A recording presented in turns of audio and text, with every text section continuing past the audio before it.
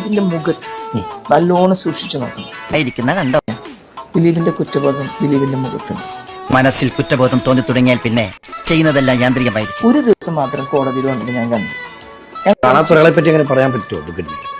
അതിജീവിതയുടെ വക്കീല് ബുദ്ധി ഇല്ലാത്തതുകൊണ്ടാണോ അതോ മണ്ടിയായിട്ട് അഭിനയിക്കുന്നതാണോ എന്നറിയില്ല. കേവലം നമ്മൾ വാദിച്ചാൽ പോലും എന്തെങ്കിലും ഒക്കെ ആക്കാൻ പറ്റുന്ന കേസായിരുന്നു. അപ്പോൾ അവിടെ അവരങ്ങനെ വാദിച്ചിട്ടില്ല. കാരണം നമുക്ക് വേറൊരു ഫോൺ വെച്ചിട്ട് ഈ പ്ലേ ചെയ്തുകൊണ്ടിരിക്കുന്ന സമയത്ത് നമുക്ക് വീഡിയോ റെക്കോർഡ് ചെയ്യാം. അപ്പം ആ വിഷ്വൽസ് സേഫ് ആണോ എന്നുള്ള കാര്യത്തിൽ നമുക്ക് ഉറപ്പില്ല. പിന്നെ മാത്രമല്ല, ഈ ജഡ്ജ്മെൻറ്റിൽ എവിടെയും നമ്മുടെ ഹണിയം വർഗീസ് ഈ ഹാഷ് വാല്യൂ മെമ്മറി കാർഡിൻ്റെ ആണെങ്കിൽ പോലും ഹാഷ് വാല്യൂ മാറിയതിൻ്റെ പുനരന്വേഷണത്തിന് വേണ്ടി ഉത്തരവിട്ടിട്ടില്ല. പോലീസിന് വേണമെങ്കിൽ സ്വയമേ കേസെടുക്കാം. പോലീസ് ഇതുവരെ കേസ് എടുത്തിട്ടുമില്ല. ഒരുപാട് ജനങ്ങളെ ഈ കേസുമായിട്ട് ബന്ധപ്പെട്ട് മീഡിയയിൽ വന്നിട്ടുള്ള തെറ്റിദ്ധാരണ പടർത്തക്കത്ത രീതിയിലുള്ള ന്യൂസുകളാണ് പല ജനങ്ങളെ കൊണ്ടും ഈ രീതിയിൽ ചിന്തിക്കാനും ഈ രീതിയിൽ സംസാരിക്കാനായിട്ട് ഇടയുണ്ടാക്കിയത്. ദിലീപ് എന്ന് പറഞ്ഞൊരു വ്യക്തി ഈ ഒരു കേസിനകത്ത് നിരപരാധിയാണെന്ന് തെളിഞ്ഞിട്ട് പോലും അത് വിശ്വസിക്കാൻ കഴിയാത്തത് എന്താണെന്ന് ചോദിച്ചു കഴിഞ്ഞാൽ ആ ഒരു സമയത്ത് ഉണ്ടായിട്ടുള്ള ന്യൂസുകളുടെ ആ ഒരു ബലം കൊണ്ട് മാത്രമാണെന്ന് എനിക്കൊരു അവസരത്തിൽ പറയാനുള്ളൂ. ഇപ്പൊ ഈ പറഞ്ഞിട്ടുള്ള വോയിസ്, അതായത് നമ്മുടെ ഒരു സുഹൃത്ത് തന്നെ നമ്മളുമായിട്ട് കമ്മ്യൂണിക്കേറ്റ് ചെയ്തിട്ടുള്ള കാര്യം. അപ്പൊ ഈ ഒരു പറഞ്ഞ കാര്യം വീഡിയോ രൂപേണ തന്നെ നിങ്ങൾക്ക് മുന്നിലേക്ക് എത്തിക്കുമ്പോഴായിരിക്കും അതിന്റെ ഒരു ക്രെഡിബിലിറ്റി എത്രത്തോളം ഉണ്ടെന്ന് കാണുന്നത് നിങ്ങൾക്ക് മനസ്സിലാവുന്ന ഒരു കാര്യം. ഈ ഒരു വിഷയത്തെക്കുറിച്ച്, അതായത് ഹാഷ് വാല്യൂ ചേഞ്ച് ആയതിനെ കുറിച്ച് ഒരു അന്വേഷണം, അതായത് PW1, അതായത് ഈ അതിജീവിത എന്ന് പറയുന്ന വ്യക്തി 22/5/2022 ഹാഷ് വാല്യൂവിന്റെ ക്രെഡിബിലിറ്റി എത്രത്തോളം ഉണ്ടെന്ന് ചെക്ക് ചെയ്യണമെന്നും പറഞ്ഞ് അതിന് വേണ്ടിയിട്ട് ഒരു പരാതി കൊടുത്തിട്ടുണ്ടായിരുന്നു. അതിന്റെ ഭാഗമായിട്ട് ഇത് അന്വേഷിക്കുകയും ചെയ്തു.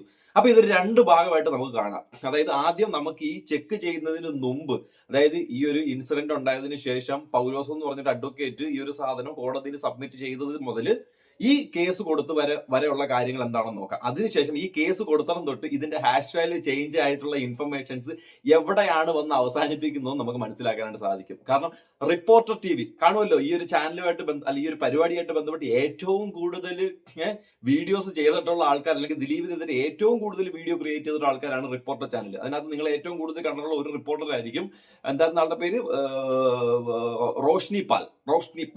അദ്ദേഹത്തിനെ കുറിച്ച് ആയിരിക്കും നമ്മൾ കണ്ടിട്ടുള്ളത്. മറ്റേ ഒളി ക്യാമറ വെച്ചിട്ട് പൾസർ സുനിയുടെ ഒരു ഇന്റർവ്യൂ ഒക്കെ എടുത്തിട്ടുള്ള മഹത് വ്യക്തിയില്ലേ, ഭയങ്കര കത്തി ചൂണ്ടി കഴുത്തിന്റെ മേളിൽ വെച്ചോണ്ടാണ് ഇന്റർവ്യൂ ഒക്കെ എടുത്ത് പുള്ളിക്ക് ചെയ്യേണ്ടതായിട്ട് വന്നത്. അത്രയധികം ബുദ്ധിമുട്ട് ചെയ്തൊരു കാര്യം. അപ്പം ആ ഒരു ഇന്റർവ്യൂ വരെ ഈ കേസിനകത്തൊരു തെളിവായിട്ട് അല്ലെങ്കിൽ വന്നിട്ടുണ്ട്. പക്ഷെ അതിനുശേഷം എന്താ ഇപ്പം ഞാൻ ഈ വീഡിയോ ചെയ്യുമ്പോൾ നിങ്ങൾക്ക് മുന്നിലേക്ക് ആ ഇന്റർവ്യൂവിന്റെ ഭാഗം എടുത്ത് കാണിക്കാമെന്ന് കരുതിക്കൊണ്ട് ഞാൻ തപ്പി നോക്കി കേട്ടോ, എന്നെ കൊണ്ട് കാണാൻ സാധിക്കുന്നില്ല ആ ഒരു ഇന്റർവ്യൂ.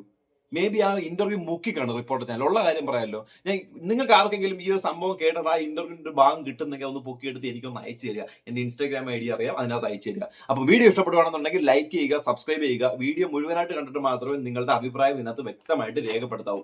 നമ്മൾ കഴിഞ്ഞ വീഡിയോ പറഞ്ഞതിന്റെ അവസാനത്തെ ഭാഗം തൊട്ട് നമുക്ക് ഇങ്ങോട്ട് തുടങ്ങാം. ഈ എക്സിബിറ്റ് 218, അതായത് ഈ ഒരു 90 മുതൽ 218 എക്സിബിറ്റ് വരുമ്പോഴത്തേക്കിന് അതിനകത്ത് 2 ഫോൾഡർ ക്രിയേറ്റ് ചെയ്തിട്ടുണ്ട് എന്നൊരു കാര്യം വ്യക്തമായിട്ട് ഈ അന്വേഷണ ഉദ്യോഗസ്ഥയായിട്ടുള്ള ദീപ, അതായത് ഫോറൻസിക്കിനകത്തുള്ള ദീപ അവരുടെ ക്ലൗൺ ചെക്ക് ചെയ്ത റിപ്പോർട്ട് കൊടുക്കുന്ന സമയത്ത് ഇതിനകത്ത് വ്യക്തമായിട്ട് പറഞ്ഞിട്ടുണ്ട്, അല്ലെങ്കിൽ അതിനകത്ത് വ്യക്തമായിട്ട് കൊടുത്തിട്ടുള്ളൊരു കാര്യം.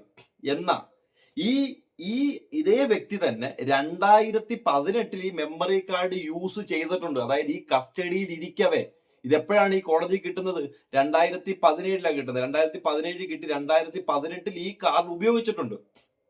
അതിനകത്ത് ചേഞ്ചസ്, ഹാഷ് വാല്യൂവിന്റെ ചേഞ്ചസ് ഒന്നുണ്ട്.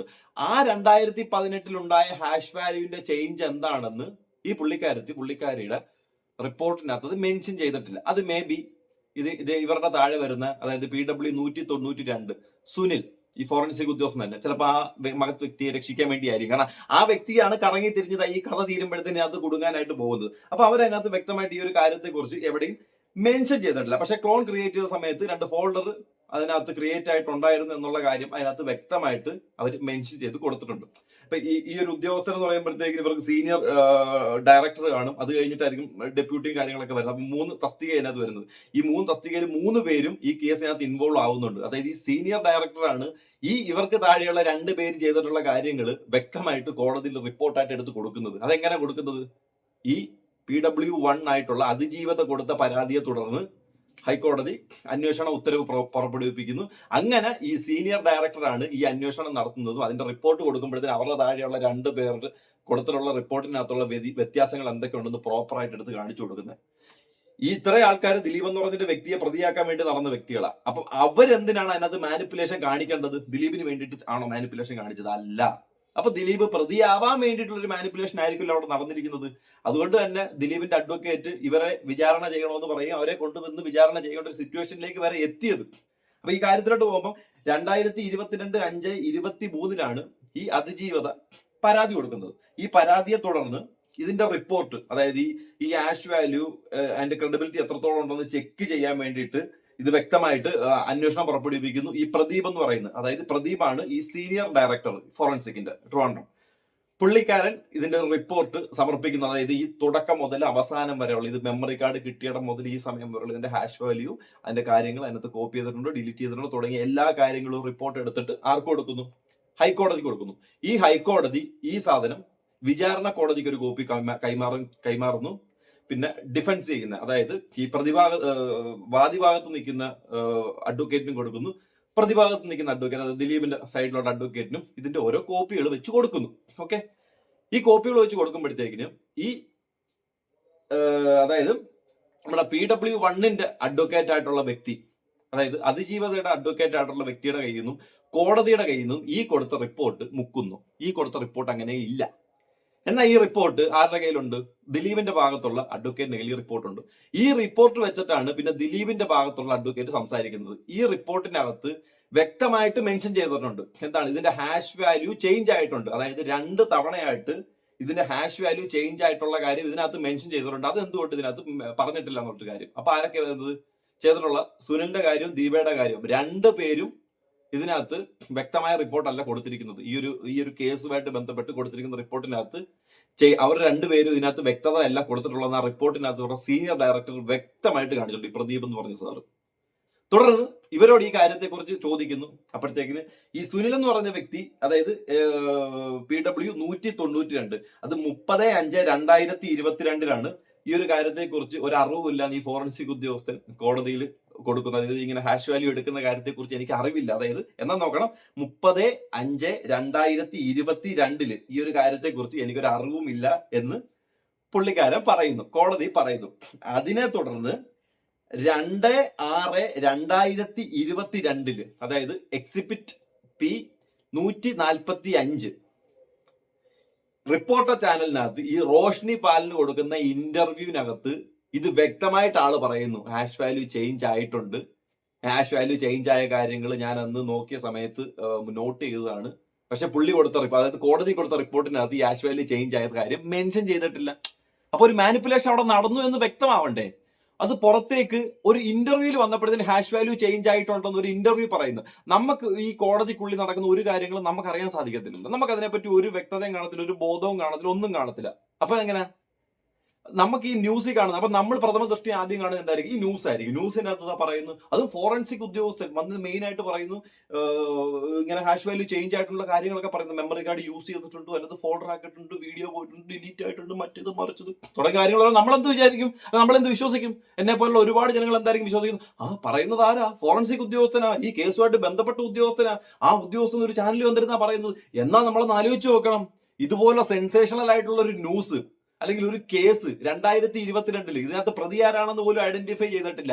ഇതിനകത്തുള്ള വ്യക്തമായ തെളിവുകളെ കുറിച്ച് ആർക്കും ഒരു ധാരണയില്ലാത്ത സമയത്ത് ഇതുപോലൊരു കേസിന്റെ ക്രെഡിബിലിറ്റിയും അല്ലെങ്കിൽ അതിന്റെ ഒരു വിശ്വസ്തത എത്രത്തോളം ഉണ്ടായിരിക്കും നമ്മളൊന്ന് ആലോചിച്ച് നോക്കുക. ഒരു ഫോറൻസിക്കിന്റെ മെയിൻ ഉദ്യോഗസ്ഥൻ, ഒരു ഡെപ്യൂട്ടി ഓഫീസർ ആയിട്ടുള്ള ഒരു വ്യക്തി വന്നിട്ട് ഒരു ചാനലിൽ വന്നിരുന്നിട്ട് ഈ കേസുമായിട്ട് ബന്ധപ്പെട്ടുള്ള അതിന്റെ തെളിവുകൾ വ്യക്തമായിട്ടൊരു ചാനലിൽ ഇന്റർവ്യൂ കൊടുക്കും. നിങ്ങൾ ഏതെങ്കിലും ഒരു കേസ് ഇതുപോലെ ഒരു റേപ്പ് കേസിനകത്ത് നിങ്ങൾ എവിടെങ്കിലും കണ്ടണം എന്റെ ഫോറൻസിക് ഉദ്യോഗസ്ഥൻ വന്നിട്ട് ഇതുപോലുള്ള തെളിവുകൾ നിരത്തി വെച്ചിട്ട് സംസാരിക്കണം? അല്ല, ഫോറൻസിക് ഉദ്യോഗസ്ഥൻ അങ്ങനെ സംസാരിക്കേണ്ട ആവശ്യം എന്താണ്?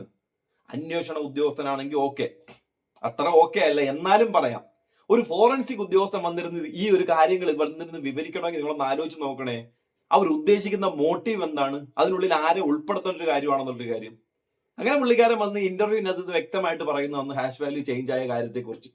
എന്നാൽ ഈ സംഭവം ദിലീപിന്റെ അഡ്വക്കേറ്റിന്റെ കൈ കിട്ടുന്നു. ഈ സാധനം വെച്ചിട്ടാണ് വ്യക്തമായിട്ട് സംസാരിക്കുന്നത്. അതെനിക്ക് ഒന്ന് 1481 പേജിൽ മുതൽ ഈ ഒരു കാര്യം വ്യക്തമായിട്ട് അതിനകത്ത് കാണിക്കുന്നുണ്ട്. ഈ ഇന്റർവ്യൂ സാധനം, ഈ ഇന്റർവ്യൂ പൊക്കി പിടിച്ചോണ്ട് വന്ന് ഡിഫൻസ് ചെയ്തിട്ടുള്ള, അതായത് ദിലീപിന്റെ അഡ്വക്കേറ്റ് ഈ വ്യക്തിയോട് ചോദിക്കുന്നു, ഈ സുനിൽ എന്ന് പറയുന്ന ഫോറൻസിക് ഉദ്യോഗസ്ഥൻ PW 192 ഈ ഒരു കാര്യം ചോദിക്കുന്നത്. അപ്പം PW 192 ചോദിക്കുമ്പോഴത്തേക്ക് ഞാൻ അങ്ങനെ ഇന്റർവ്യൂ കൊടുത്തിട്ടില്ല എന്ന് പറയുന്നു. അപ്പൊ ഈ റോഷ്നി പാലിന്റെ ഈ ഒരു ഇന്റർവ്യൂവിന്റെ കാര്യം പറഞ്ഞപ്പോൾ എനിക്ക് പേരുകളും കാര്യങ്ങളൊന്നും അറിയത്തില്ല അങ്ങനെ ഒരു ഇന്റർവ്യൂ കൊടുത്തിട്ടുണ്ടെന്ന്. അതിനുശേഷം ഇതിനകത്ത് ഈ വ്യക്തമായ തെളിവ് ഈ ഹാഷ് വാല്യൂ ചേഞ്ച് ആയ കാര്യത്തെക്കുറിച്ച് ആ വീഡിയോയിൽ വ്യക്തമായിട്ട് പറയുന്നുണ്ടല്ലോ. പക്ഷെ എന്തുകൊണ്ട് ഇത് കോടതിയിൽ പറഞ്ഞില്ല എന്നൊരു ചോദ്യം വരുമ്പോഴാണ് ഇതിനകത്തൊരു തിരിമറി അവിടെ മനസ്സിലാവുന്നത്. അപ്പോഴാണ് ഇവിടെ ട്രാപ്പ് ആവുന്നത്. അങ്ങനെയാണ് ഈ ഒരു ഹാഷ് വാല്യൂ എന്ന് പറയുന്ന സാധനത്തിന്റെ ഒരു ക്രെഡിബിലിറ്റിയും അല്ലെങ്കിൽ അതിന്റെ വിശ്വസ്തതയും ഇത് ദിലീപുമായിട്ട് ബന്ധപ്പെട്ട ഒരു കാര്യമല്ല എന്ന രീതിയിൽ അതോടെ അവസാനിക്കുന്നു. ഈ ഒരു സാധനം അവിടെ അവസാനിക്കുന്നു. പിന്നെ അത് പൊക്കിപ്പിടിച്ചുകൊണ്ട് നടക്കാനും പൊക്കിപ്പിടിച്ചുകൊണ്ട് വരാനും ഇല്ല.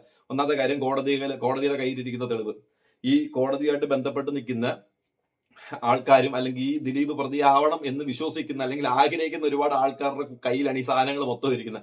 അവിടെ നിന്നാണ് ഈ സാധനം ചോർന്നു പോയി എന്ന് പറഞ്ഞുകൊണ്ട് ഇതിനകത്ത് വരുന്നത്. ഇതിന്റെ മുട്ടം വിറ്റെന്താന്ന് ചോദിച്ചു കഴിഞ്ഞാൽ നിങ്ങൾ ആലോചിക്കണം, ഒരു മെമ്മറി കാർഡ് ഇട്ട് ഒരു ഫോണിനകത്തായിരിക്കും ഈ വീഡിയോ പിടിക്കുന്നു. 8 ക്ലിപ്പുള്ള ഒരു വീഡിയോ പിടിക്കുന്നു. ഈ വീഡിയോ പിടിക്കുന്നവർക്ക് അതിന്റെ തൊണ്ടി മുതൽ എന്ന് പറയുന്നത് മെമ്മറി കാർഡ് മാത്രമാണോ അത് ഫോണും കൂടെ ആണോ? നിങ്ങളൊന്ന് ആലോചിച്ച് നോക്കണം. ഒരു കേസ് നമ്മൾ ഒരുപാട് കേസുകൾ ന്യൂസ് ചാനലിൽ കാണുന്നുണ്ട്. അപ്പൊ അടിച്ച കമ്പി, അതിന്റെ കമ്പി, മറ്റേത് മറിച്ചത്, പിടിച്ച തുണി, ഗ്ലൗസ് അവിടെ കൊണ്ടിട്ടത്, കുഴി തോണ്ടി വരെ എടുത്തോണ്ടിരുന്നത് നമ്മൾ കണ്ടിട്ടുള്ളൊരു കാര്യമാണ് അല്ലേ? എന്നിരുന്ന ഇതുമായിട്ട് ബന്ധപ്പെട്ട് ഇതുവരെ ആ ഫോണുമായിട്ടൊരു ബന്ധവുമില്ല. ഫോൺ ആർക്കും വേണ്ട, മെമ്മറി കാർഡ് മാത്രം മതി. മെമ്മറി കാർഡ് എങ്ങനെ ഇട്ടെടുത്ത് ചെവി കുത്തിക്കയറ്റിട്ടിട്ട് കണ്ണുകൊണ്ട് വീഡിയോ എടുത്തോ? എനിക്ക് മനസ്സിലാവുന്നില്ല. ഇതൊരു ഭയങ്കര ഒരു പുകമറയാ സൃഷ്ടിക്കുന്നത്. അതായത് ഹാഷ് വാല്യൂ ചേഞ്ച് ആയി, ഇതൊന്നും കിട്ടിയില്ല, ഇത് വീഡിയോ ഒരുപാട് പുറത്തു പോയിട്ടുണ്ട്. അപ്പൊ അങ്ങനെയൊക്കെ പറയുമ്പോൾ നമ്മളുടെ മനസ്സിൽ എന്താണ്, ദിലീപ് എന്ന് പറഞ്ഞാൽ ഭയങ്കര ഇൻഫ്ലുവൻസ് ഉള്ള ഒരു വ്യക്തിയാ. അതായത് ആ ഒരു മേഖലയിൽ ദിലീപിന്റെ ഒരു ഇന്റർവ്യൂ ദിലീപ് പറയുന്നുണ്ട്, ഏറ്റവും ലോക്കലായിട്ട് വന്നൊരു വ്യക്തി സിനിമയുടെ എല്ലാ തരത്തിലുള്ള കാര്യങ്ങൾ കൈകാര്യം ചെയ്യുന്നു. റിയൽ എസ്റ്റേറ്റ്, സിനിമയുടെ പുറത്തുള്ള കാര്യങ്ങൾ, ബിസിനസ്, ഈ സിനിമയിലെ ഏറ്റവും വലിയ സംഘടനയുടെ ഒരു പ്രധാന ആളായിട്ട് വരുന്നു തുടങ്ങിയ ദിലീപിന് എത്തിപ്പിടിക്കാൻ പറ്റുന്ന കാര്യങ്ങൾക്ക് അപ്പുറം ദിലീപ് പോയി ഇങ്ങനെ നിൽക്കുന്ന ഒരു സമയം, അതായത് വിജൃംഭിച്ച് നിൽക്കുന്ന ഒരു സമയമാണ്.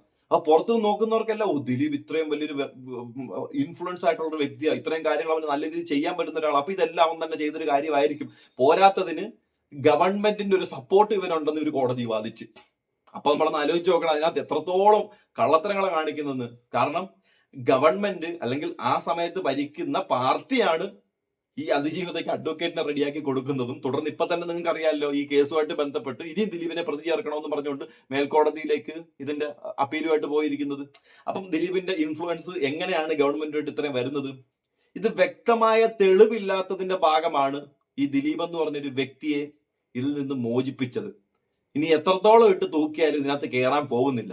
പക്ഷെ ഇനി ഇത് കുത്തിപ്പൊക്കിയെടുത്ത് തൂക്കാൻ നിന്ന് കഴിഞ്ഞാൽ ചിലപ്പോൾ ഇതിനു വേണ്ടി സപ്പോർട്ട് ചെയ്ത്, ഇതിനു വേണ്ടി സഹായിച്ച, ഇതിന്റെ പുറകെ നന്മമരം കളിച്ച് നടന്ന പലരും ഇതിനകത്ത് വലിയ വലിയ പ്രതികളായിട്ട് വന്ന് അവസാനിച്ച് തീരുന്ന കാര്യങ്ങളായിരിക്കും. ഇനിയും ഈ കേസിന്റെ കാര്യങ്ങൾ ഇനിയും ചർച്ച ചെയ്യുന്നതായിരിക്കും.